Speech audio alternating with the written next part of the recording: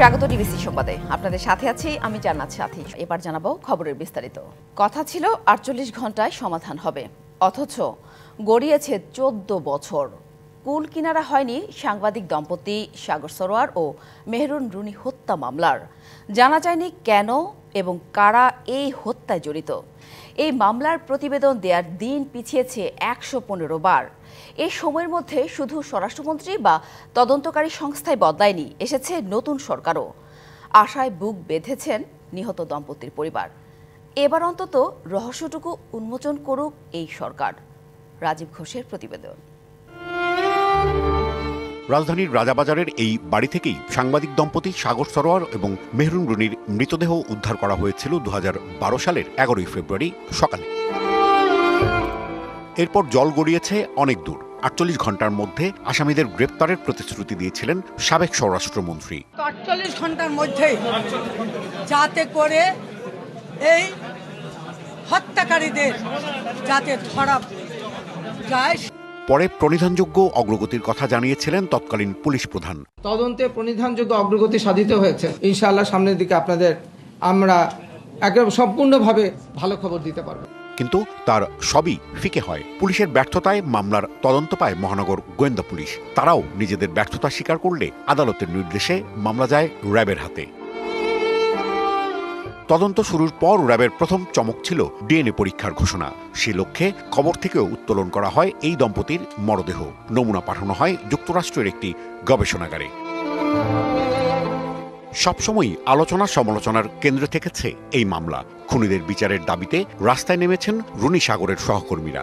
সবারই জিজ্ঞাসা, কতদূর এগুলো তদন্ত। ডাক্তার নিতাই চন্দ্রের হত্যাকারী পেশাদার ৫ খুনি, বাড়ির ২ দারোয়ান সহ মোট ৮ জনকে গ্রেপ্তার করা হলেও শেষ পর্যন্ত জানা যায়নি খুনের রহস্য। তারা অন্য কোনো প্রভাব দ্বারা প্রভাবিত কিনা এই প্রশ্নগুলো কিন্তু নানাভাবে যেরকম সাধারণ মানুষের মধ্যে আলোচনা হবে এবং হচ্ছে, বিচার কার্যক্রমের সাথে যারা জড়িত তাদের সদিচ্ছা এবং সক্ষমতার বিষয়টিও কিন্তু নানাভাবে সেটি আলোচনা সমালোচনার সৃষ্টি করবে। গত বছরের ৩০ সেপ্টেম্বর এই হত্যা মামলার তদন্ত র্যাব থেকে সরিয়ে স্বরাষ্ট্র মন্ত্রণালয়ের মাধ্যমে গঠিত একটি উচ্চ ক্ষমতাসম্পন্ন টাস্ক ফোর্সকে তদন্তের নির্দেশ দেন হাইকোর্ট। মামলাটি এখন পিবিআই এর হাতে। এই মামলার তদন্ত নিয়ে আনুষ্ঠানিকভাবে কিছু না বললেও বেশ কয়েকটি সূত্র নিশ্চিত করেছে ইতিমধ্যেই কয়েকজন সাংবাদিক নেতা, সাগর রুনির সহকর্মী এবং একটি বেসরকারি টিভি চ্যানেলের মালিককে জিজ্ঞাসাবাদ করেছে পিবিআই। যে সীমাবদ্ধতার জায়গায় হলো এই ১৩ বছরে নিশ্চয়ই যারা খুনিদেরকে সুরক্ষা দেওয়ার চেষ্টা করেছে তারা আলামতগুলো নষ্ট করে, দক্ষতার সাথে নষ্ট করে ফেলেছে। চৌকস বাহিনী পর্যন্ত আত্মসমর্পণ করে যে আমরা এটা উদ্ঘাটন করতে পারলাম না। এখানেই কিন্তু সন্দেহের বীজটা কিন্তু এখানেই, যে কেন তারা পারছে না, কেন, কোথায় আটকে ছিল তারা। নিহত সাগর রুনি দম্পতির ছোট্ট মেঘ এখন এ লেভেলের গণ্ডি পেরিয়েছে। বাবা মায়ের স্মৃতি নিয়ে একটি চিত্র প্রদর্শনীরও দেখভাল করছে মেঘ। আশা করেন অন্তত এবার আন্তরিক হবেন সরকার। মা বাবা থাকলে হচ্ছে একটু আলাদাভাবে আদর পেতাম। যে সময় অ্যাচিভমেন্ট পাই কয়েক কিছু, তখন আর কি মিস করি। এখানে থাকলে হয়তো বা ওদের সাথে শেয়ার করতে পারতাম, ওদের ফিলিংসে দেখতে পারতাম, এগুলো আর কি।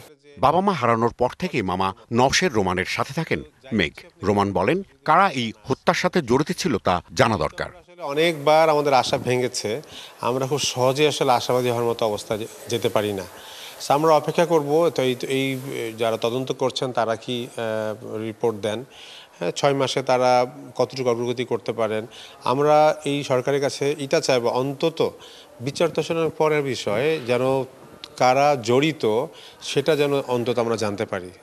সাংবাদিক নেতৃত্ব, অপরাধ বিশেষজ্ঞ এবং নিহত দম্পতির পরিবারের বিশ্বাস আর কালক্ষেপণ নয়, এবার অন্তত প্রকৃত রহস্য উন্মোচন হবে আলোচিত এই হত্যাকাণ্ডের। রাজীব ঘোষ, ডিবিসি নিউজ, ঢাকা। ডিসেম্বরের মধ্যে জাতীয় নির্বাচন আয়োজনের আশ্বাস দিয়েছেন প্রধান উপদেষ্টা ডক্টর মোহাম্মদ ইউনূস। সোমবার সন্ধ্যায় প্রধান উপদেষ্টার বাসভবন যমুনায় সাংবাদিকদের এ কথা জানান বিএনপি মহাসচিব মির্জা ফখরুল ইসলাম আলমগীর। ১৫ ফেব্রুয়ারির মধ্যে এ বিষয়ে সরকারের বক্তব্য আসবে বলেও আশা করে বিএনপি। আর প্রধান উপদেষ্টার প্রেস সচিব জানান, রাজনৈতিক দল ও অন্যান্য সংশ্লিষ্টদের চাওয়ার ওপর নির্ভর করছে নির্বাচন। নির্বাচনের সম্ভাব্য তারিখ কি হতে পারে সেই বিষয়টি মূল আলোচনায় রেখে সোমবার রাজধানীর যমুনায় প্রধান উপদেষ্টার সঙ্গে বৈঠক করেন বিএনপির 3 সদস্যের একটি প্রতিনিধি দল। ছিলেন দলটির মহাসচিব মির্জা ফখরুল ইসলাম আলমগীর, স্থায়ী কমিটির সদস্য মেজর হাফিজ উদ্দিন আহমেদ ও স্থায়ী কমিটির আরেক সদস্য সালাউদ্দিন আহমেদ।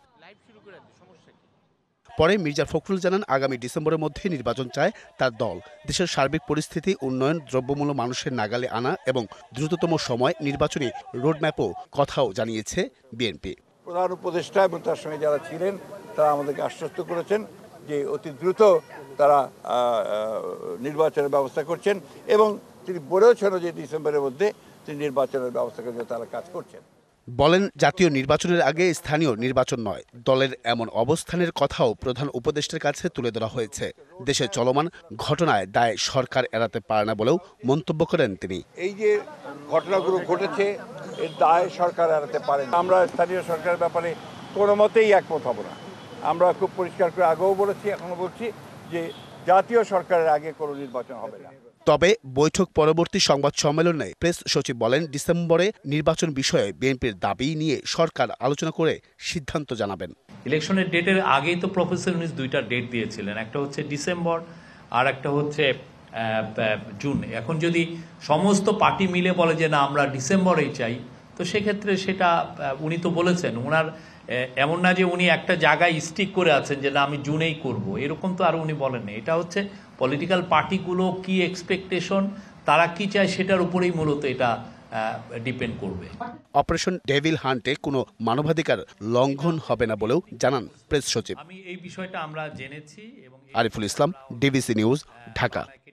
চা পানি আনানোর কথা বলে কাজে নিয়ে একটা শিশুকে ধরিয়ে দিলেন লেদের কাজ, আর সেই লেদে কাটলো তার হাত। আর মালিক হয়েও আপনি তার দায়িত্ব নিলেন না, এমনকি উচ্চ আদালত ক্ষতিপূরণ দিতে বললেও আপনি পাত্তাই দিলেন না। এটা কি মঘের মুল্লুক? এবার তাই পুলিশ দিয়ে অবাধ্য আপনি, অর্থাৎ ওই লেদ মালিককে হাজির করতে বলেছে আদালত। আরিফ চৌধুরী পলাশের ছবিতে সেই গল্প শোনাচ্ছেন মিজান আহমেদ।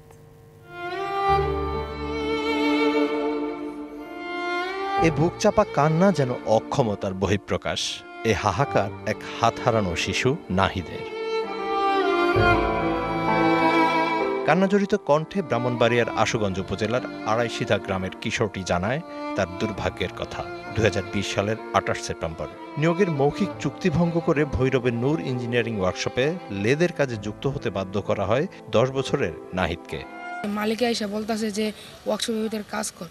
পরে বলছি যে না আমি কাজ করব না, আমি আমার আব্বা আমার এই কাজে দেয় না, আমি এই কাজ করব না। পরে জুম্মন মিস্ত্রি আমার পিঠে হাতুর দিয়ে বাড়ি মারে। তখন আমি ভয়ে গিয়া যখন মেশিনে কাজ করতে যাই তখন আমার মেশিনে হাত টাইনা নিয়ে যায়। যে হাত দিয়ে একসময় নাহিদ পড়ালেখার জন্য কলম ধরত, সেই হাত আজ শুধুই স্মৃতি। সে কষ্টের কথা বলতে গিয়ে গড়িয়ে পড়ে চোখের জল। চোখ যেখানে কথা বলে অনিশ্চিত গন্তব্যের। আমি ডান হাত দিয়ে লিখতে পারি না, কলম ধরতে পারি না, আমার খুবই কষ্ট হয় ডান হাত দিয়ে। যখন আমার সামনে আমার বন্ধুরা দুই হাত দিয়ে খেলে, দুই হাত দিয়ে কত কিছু করে, তখন ওইগুলা দেখে আমার খুবই কষ্ট। নাহিদের এই দুর্ঘটনার পেছনের গল্পটাও করুন, যেখানে হারে না শুধুমাত্র বেঁচে থাকার সংগ্রামী জীবন। 2020-এ করোনার লকডাউনে সবকিছু যখন বন্ধ, তখন বাধ্য হয়ে কাজে পাঠানো হয় শিশু নাহিদকে। যেমনটি বলছিলেন পেশায় জুতোর কারিগর নাহিদের বাবা। আমি বাধ্য হয়ে আমার ছেলেটারে ওয়ার্কশপের অফিসে কাজে দিছে, আমাকে বলছে চা পানি আনাবে, আমি এই হিসাবে দিয়েছি মাসে 2,500 টাকা বেতন দেবে। আমি যদি জানতাম আমার ছেলের দিয়ে লেদের কাজ করাবে, অটো মেশিনের কাজ করাবে, ওয়ার্কশপের কাজ করাবে, আমি না খায় মরে গেলে গাও আমি আমার সন্তানটা কাজে দিতাম না। ছেলের চিকিৎসা ও ন্যায় বিচারের আশায় মায়ের গহনা থেকে শুরু করে বন্ধক রাখা হয় ভিটেমাটি থেকে সবই। আমার বিটা বাড়িটা বিক্রি কইরা বন্দুক দিয়া আমি আমার ছেলের চিকিৎসা এবং এ পর্যন্ত মামলার যাই খরচপাতি লাগে আমি দিয়ে গেছি, চলাইছি। সারা রাত কাজ করি আর দিন হইলে এই যে কোর্টে দৌড়াদৌড়ি করি, ছেলের পিছনে দৌড়াদৌড়ি করি, আমি বড় কষ্টে আছি। তবে দুর্ঘটনার পর ওয়ার্কশপের মালিক কোনো দায়িত্ব না নিলে হাইকোর্টে রিট করে নাহিদের বাবা। শুনানি শেষে নাহিদকে 30 লাখ টাকা ক্ষতিপূরণের নির্দেশ দেয় উচ্চ আদালত। সেই রায়ের বিরুদ্ধে আপিল করে ইয়াকুব, কিন্তু আপিলেও বহাল থাকে সেই সিদ্ধান্ত। তাও মানতে নারাজ ওয়ার্কশপ মালিক। বিষয়টি নজরে আসে আদালতের। অবাধ্য ইয়াকুবকে হাজির করতে পুলিশকে নির্দেশ দেয় আপিল বিভাগ। হাইকোর্টের আদেশ ভ্রুক্ষেপ করে না, অ্যাপিল বিভাগের আদেশ ভ্রুক্ষেপ না করে এভাবেও বলেছে যে কোর্টে গেছো, কোর্ট তোমার টাকা দিবে, আমি টাকা দেব না। আদালতের আদেশ মানবে না, শাস্তির বাইরে থাকবে তা তো হতে পারে না। আমরা এই সাবমিশনের পরে কোর্ট সন্তুষ্ট হয়ে রুল ইস্যু করেছে, কিশোরগঞ্জের এসপিকে নির্দেশ দিয়েছে তার হাজিরটা নিশ্চিত করতে অ্যাপিল বিভাগে, যাতে সে 21 তারিখে হাজির থাকে। আইনজীবীদের মতে আইনের শাসন প্রতিষ্ঠায় বিচার বিভাগের উপর জনসাধারণের শ্রদ্ধা ও আস্থা বজায় রাখতে প্রয়োজনে কঠোর হতে হয় সুপ্রিম কোর্টকে। শুধু হাইকোর্ট নয়, আপিল বিভাগের সিদ্ধান্তের প্রতিও শ্রদ্ধা প্রদর্শন করেনি মামলার আসামি। যদিও বলা হয় 18 কোটি মানুষের ন্যায় বিচার প্রাপ্তির শেষ ভরসার জায়গাটি এই সুপ্রিম কোর্ট, আর তাই আদালতের ভাবমূর্তি রক্ষার স্বার্থেই আলোচিত এই মামলার চূড়ান্ত সিদ্ধান্তে কঠোর একটি সাজা দেওয়ার প্রত্যাশা করেছে বিচারপ্রার্থীরা, যাতে ভবিষ্যতে কেউ আর আদালতের প্রতি অবজ্ঞা প্রদর্শনের দুঃসাহস না করে। Mizan Ahmed, DBC news, Dhaka. ভালো নেই দেশের সিরামিক ব্যবসায়ীরা। কাঁচামালের দাম বৃদ্ধি, পর্যাপ্ত গ্যাস সরবরাহ না থাকা এবং সিরামিক টাইলস ও স্যানিটারি পণ্যে আরোপিত সম্পূরক শুল্কের কারণে বাধাগ্রস্ত হচ্ছে এই খাত। সময়মতো পণ্য সরবরাহ করতে ব্যর্থ হয় বিশ্ববাজারে নামি দামি কোম্পানিগুলোর অর্ডারও হারাচ্ছে। অর্থনীতিবিদরা বলছেন, দেশীয় তৈরি সিরামিক পণ্যে বৈচিত্র্য না থাকা এবং বিদেশি পণ্যের চাহিদা বাড়ায় রপ্তানি বাজারে পিছিয়ে পড়ছে এই খাত। দেশের চাহিদার 85% সিরামিক পণ্য উৎপাদন করে এ খাতের উদ্যোক্তারা। বর্তমানে 80টিরও বেশি প্রতিষ্ঠান সিরামিকের টেবিল ওয়্যার, টাইলস ও বাথরুম ফিটিং তৈরি করছে, যা রপ্তানি হচ্ছে ইউরোপ, আমেরিকার প্রায় 28টিরও বেশি দেশে। হিসেব বলছে 2024-25 অর্থ বছরের প্রথম 6 মাসে সিরামিক পণ্য রপ্তানি হয়েছে $1,99,00,000, যা আগের বছরের একই সময় তুলনায় 16% বেশি। কিন্তু দেশীয় টাইলস উৎপাদনে 15% হারে সম্পূরক শুল্ক ও স্যানিটারি পণ্য উৎপাদনে 10% হারে সম্পূরক শুল্ক আরোপের কারণে পণ্য মূল্য বৃদ্ধি পেয়েছে, যা প্রত্যাহারের দাবি এ খাতের উদ্যোক্তাদের। বিভিন্ন উপদেষ্টার সাথে দেখা করেছি, আমরা জ্বালানি উপদেষ্টার দেখা করেছি, কিন্তু আমরা বাংলাদেশ ব্যাংকের গভর্নরের সাথে দেখা করেছি, কিন্তু আমরা কোনো রকমে কোনো আশ্বাস পাইনি এখন পর্যন্ত যে ওনারা আমাদের জন্য কি করবে বা কি দিবে। এছাড়া পর্যাপ্ত গ্যাস সরবরাহ না থাকায় ব্যাহত হচ্ছে উৎপাদন। 2015 থেকে 2023 সালে শিল্প খাতে প্রায় 345% বেড়েছে গ্যাসের দাম। কেবল 2023 সালে শিল্প খাতে প্রায় 150% গ্যাসের মূল্যবৃদ্ধির কারণে কেজি প্রতি সিরামিক পণ্যের গড় উৎপাদন ব্যয় বেড়েছে 18 থেকে 20%। এমন অবস্থায় আরেক দফা গ্যাসের দাম বাড়ানোর পরিকল্পনা সরকারের। টোটাল আজকে ওয়ার্ল্ড মার্কেট প্রায় $5 বিলিয়ন উপরে একটি মার্কেট, সেখানে কিন্তু আমরা মাত্র $50 মিলিয়ন এক্সপোর্ট করছি, মানে এটা আমাদের হাইয়েস্ট ফিগার যেটা এক্সপোর্ট করেছি। তারপর এটা এখন বৃদ্ধি পাচ্ছে না, কিন্তু একটা মূল কারণ হলো যে আমাদেরকে সরকার থেকে এনার্জি সিকিউরিটি দেওয়া হচ্ছে না। বিশ্ববাজারে প্রতিযোগিতায় টিকে থাকতে পণ্যে বৈচিত্র্য আনা জরুরি বলছেন এই অর্থনীতিবিদ। সেই সাথে প্রয়োজন নীতি সহায়তার। বৈচিত্র্যকরণের জায়গাতে এক ধরনের সংকট তো, এবং সেখানে যে এই উদ্ভাবনীমূলক যে ডিজাইন বা এই প্রোডাক্টের যে ইমপ্রুভমেন্ট, তো সেই জায়গাতে কিছুটা পিছিয়ে আছে এই শিল্প। এবং এর পাশাপাশি এই যে বিদেশি যে সমস্ত পণ্যগুলো রয়েছে, তো সেগুলার যে একটা প্রভাব, দুটো মিলে কিন্তু দেশের ভিতরে যে সিরামিক শিল্প, সেটার জন্য একটা চাপ তৈরি করেছে। বিদেশি বিনিয়োগকারীদের সাথে যৌথ উদ্যোগে ব্যবসা পরিচালনা করলে আবারও ফিরে আসতে পারে এ খাতের স্বর্ণালী যুগ। Rifat Tasnova, DBC news, Dhaka. প্লটের উচ্চ মূল্য এবং প্রশাসনিক জটিলতায় বরগুনার বেসিক শিল্প নগরীতে বিনিয়োগে আগ্রহ হারাচ্ছে উদ্যোক্তারা। নির্মাণের 4 বছর পরও খালি পড়ে আছে অধিকাংশ প্লট। উদ্যোক্তারা বলছেন, বড় ব্যবসায়ীদের সাথে যোগসাজশে প্লট বরাদ্দ দিচ্ছে বেসিক। অভিযোগ অস্বীকার করে চলতি বছরের মধ্যে সব প্লট বরাদ্দের কথা জানিয়েছে কর্তৃপক্ষ। এ দৃশ্য দেখে মনে হতে পারে বিস্তীর্ণ কোনো মাঠে দোল খাচ্ছে কাশফুল, যেখানে অবসর কাটাতে আসেন বিনোদন প্রেমীরা। কিন্তু পাশে ফিরলেই বিসিক শিল্পনগরের সাইনবোর্ড দেখে ভাঙবে সে ভুল। 2020 সালে শেষ হয় বরগুনা বিসিক শিল্পনগরের নির্মাণ কাজ, যেখানে এ, বি এবং সি ক্যাটাগরিতে 7টি প্লট রয়েছে। প্রতি শতাংশ প্লটের দাম শুরুতে 3,02,000 টাকা থেকে কমিয়ে বর্তমানে 2 লাখ টাকা করা হয়েছে। তবে দাম কমানোর পরও 4 বছরে মাত্র 18টি প্লট বরাদ্দ হয়েছে।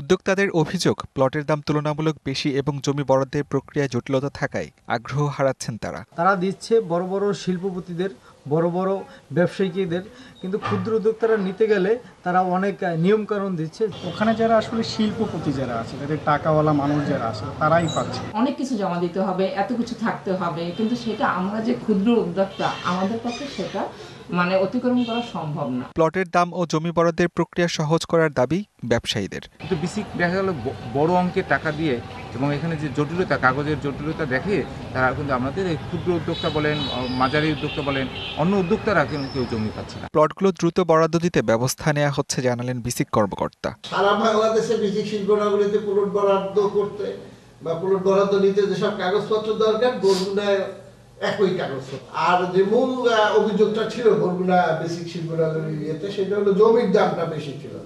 এই প্রকল্পটা একদম সর্বশেষের প্রকল্প, তো যার কারণে খরচটা একটু বাড়ছে, এই কারণে জমির দামটা প্রাথমিক অবস্থায় একটু বেশি ধরা হয়েছিল। বিসিক শিল্পনগরীতে কারখানা গড়ে উঠলে এ অঞ্চলের অর্থনৈতিক ও সামাজিক উন্নয়ন ত্বরান্বিত হবে, এমনটি মনে করছেন সংশ্লিষ্টরা। DBC news desk. গণপরিবহনে ভাড়া নিয়ে নৈরাজ্য ও যাত্রী হয়রানির প্রতিবাদে সড়ক অবরোধ করে বিক্ষোভ করেছেন ভুক্তভোগীরা। সাতকানিয়ার কেরানীহাটি এলাকায় সড়ক অবরোধ করে বিক্ষোভ করেন ছাত্র জনতা। এতে দুর্ভোগে পড়েন গুরুত্বপূর্ণ চট্টগ্রাম কক্সবাজার মহাসড়ক ব্যবহারকারীরা। সড়কের দুপাশে লেগে যায় দীর্ঘ যানজট। সেনাবাহিনী ও পুলিশ পরিস্থিতি নিয়ন্ত্রণে আনতে চেষ্টা করে। এ সময় ছাত্র জনতার পক্ষ থেকে 7টি দাবি তুলে ধরা হয়। অভিযোগ রয়েছে, প্রতিবাদ করলেই মাঝ পথে যাত্রীদের গালাগালি দিয়ে গাড়ি থেকে ধাক্কা দিয়ে নামিয়ে দেওয়ার মতো ঘটনা ঘটছে নিয়মিত। নিষেধাজ্ঞায় ঝিমিয়ে পড়েছে বান্দরবানের পর্যটন খাত। ব্যাংক ডাকাতি সহ বিভিন্ন সহিংসতার জেরে প্রায় 1 বছর ধরে পর্যটক শূন্য রোয়াংছড়ি, থানচি ও রুমা উপজেলা। লোকসানের মুখে হোটেল মোটেল মালিকরা। কাজ হারিয়ে মানবেতর দিন কাটছে অনেক মানুষের।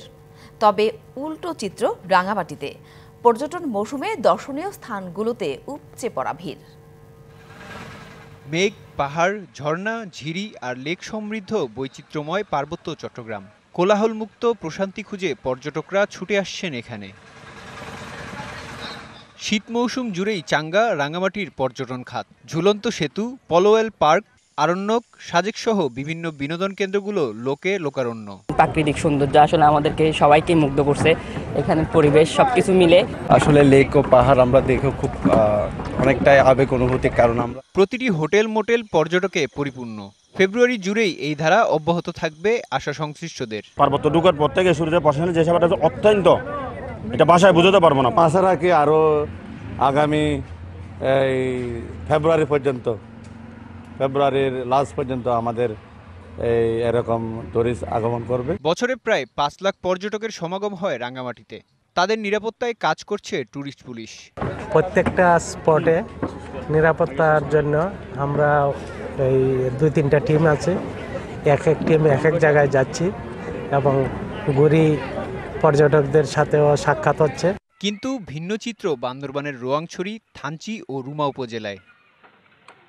এপ্রিলের শুরুতে 2টি ব্যাংকে ডাকাতি এবং আগস্টে সরকারের পতনের পর সহিংসতার জেরে দফায় দফায় চলছে ভ্রমণ নিষেধাজ্ঞা। স্থবির হয়ে পড়েছে পর্যটন খাত। প্রায় 1 বছর ধরে পর্যটক না থাকায় লোকসানে হোটেল মোটেলের মালিকরা। কাজ হারিয়েছেন অনেক কর্মচারী। দৈনিক আয়কৃত ব্যবসা বা আমাদের থানচি এলাকার যে পর্যটক ব্যবসাগুলোর সাথে যারা আসলে মূলত জড়িত, তারা সবাই মূলত হতাশায় ভুগছে, অর্থনৈতিক দুর্বলতা। টুরিস্ট না আসার কারণে আর কি বলবো, মানে অসহায় হয়ে পড়ে গেছি আমরা। এতগুলো নৌকা আছে, মানে চলতে পারতেছি না, পরে আছে নৌকাগুলো, দিন দিন সব নষ্ট হয়ে যাচ্ছে। পর্যটকবাহী নৌকাগুলো অলস হয়ে পড়ে আছে। মানবেতর দিন কাটছে ভ্রমণ গাইড, ক্ষুদ্র ব্যবসায়ী সহ পর্যটন সংশ্লিষ্টদের। পর্যটন সেক্টর বন্ধ থাকায় আমরা প্রশাসনের নিবন্ধিত 208 জন পর্যটক গাইড আমরা মানবতার জীবনযাপন করতেছি। 3 উপজেলার অন্তত 50,000 মানুষ পর্যটন ব্যবসায় জড়িত। পরিস্থিতি বিবেচনা করে ব্যবস্থা নেওয়ার আশ্বাস দিয়েছে প্রশাসন। ওপেন স্পটগুলি আমরা খোলা হয়েছে এবং পর্যটক আসা করতেছে, আর যেগুলি বন্ধ আছে খুব শিগগিরই এগুলিকে খোলার জন্য ব্যবস্থা হবে। এটা আতঙ্কিত হওয়ার কিছু নেই এবং এটা একটা সিচুয়েশনের ব্যাপার, পরিস্থিতির ব্যাপার। নিরাপত্তা জোরদার করে বান্দরবানের পর্যটন কেন্দ্রগুলো শিগগিরই খুলে দেওয়ার দাবি স্থানীয়দের। Mehedi Hasan, DBC news desk. সংবাদ এই ছিল এখনকার মতো। ডিবিসি নিউজের সংবাদগুলো পড়তে ভিজিট করুন dbcnews.tv আর ভিজিট করুন ডিবিসি নিউজের ফেসবুক পেজ এবং ইউটিউব চ্যানেল। ডিবিসির সঙ্গে থাকুন।